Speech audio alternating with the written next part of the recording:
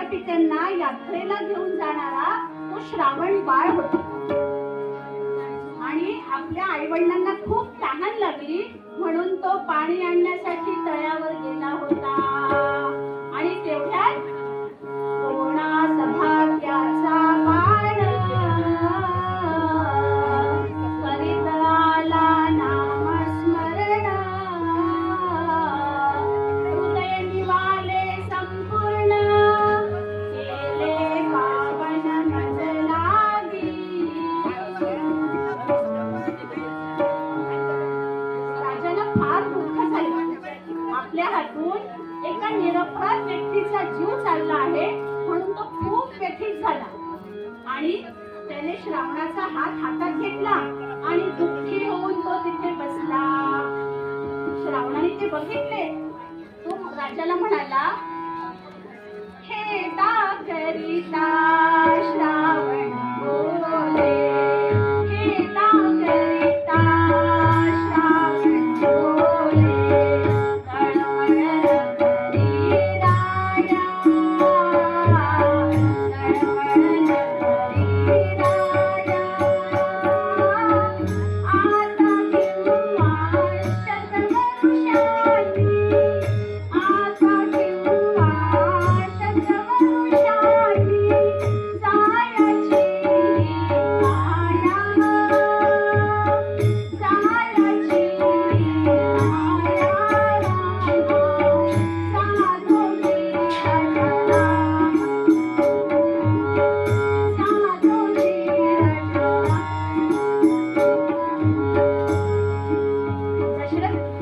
श्रावण म्हणाला, राजा दुःख करून घेऊ नकोस. अरे माझ्या जीवनाचा प्रवास इथपर्यंतच असेल कदाचित. तू फक्त त्याला निमित्त झालास. पण राजा माझे एक काम कर. म्हातारे आई बापताने खाली बसती बसले. म्हातारे माय बापताने खाली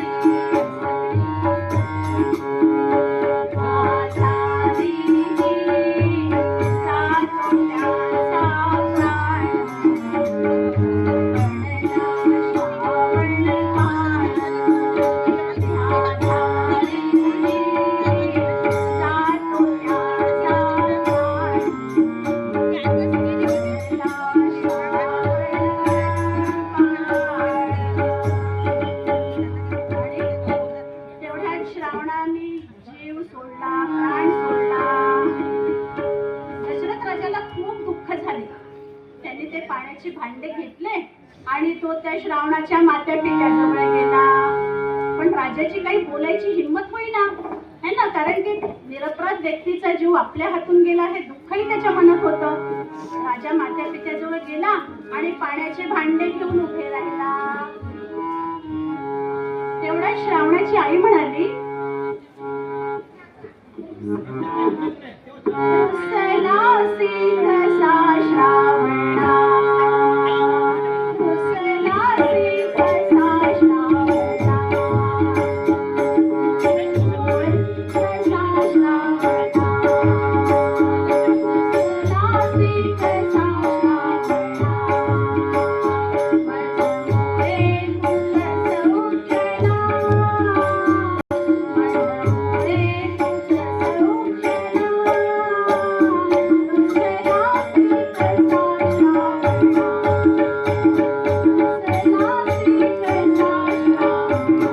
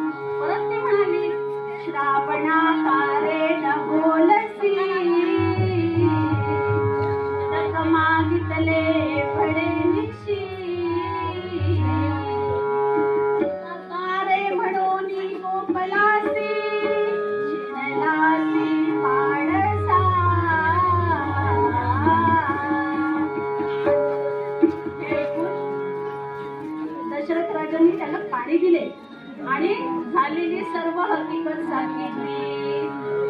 ही हकीकत ऐकून श्रावणाच्या मातापित्यांना खूप दुःख झाले आणि आपल्या मुलाच्या मृत्यूला जबाबदार हा दशरथ राजा आहे हे ऐकून त्यांच्या तोंडातून शापवाणी बाहेर पडली. त्यांना खूप राग आला आणि तेवढ्यात ते म्हणाले, प्राणांतकाली मग शापिती त्या नरेशा, तू पुत्र पुत्र करुणी मरशील ऐसा.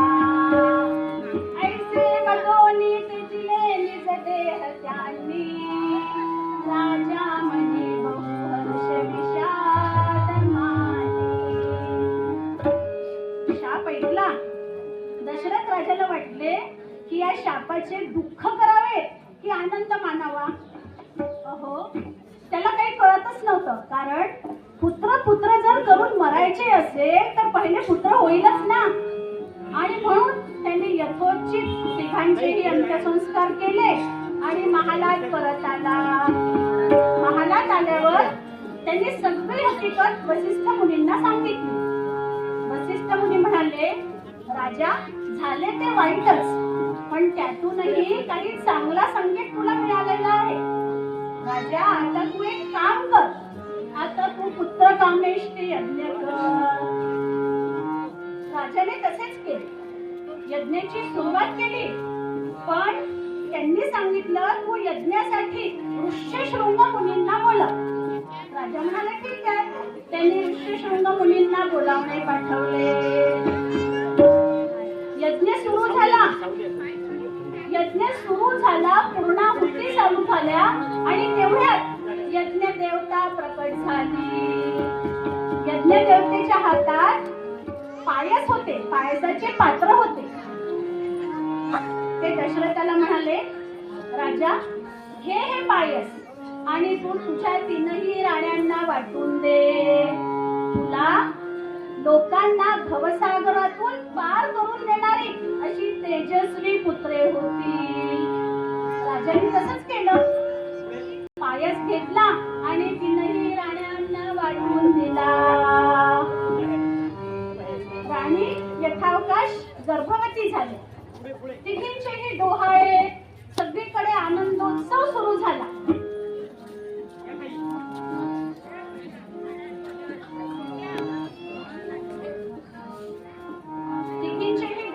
सगळीकडे आनंदोत्सव आणि सगळ्यांनी एक काम करा. सगळ्यांनी गुलाल आणि फुलं वाटून द्या. कारण आता प्रभू रामचंद्रांचा आगमन होणार आहे. शांततेत सगळ्यांनी व्यवस्थित बसून घ्या आणि फुलं गुलाल वगैरे वाटा. सगळ्यांचे डोहाळे सुरू झाले.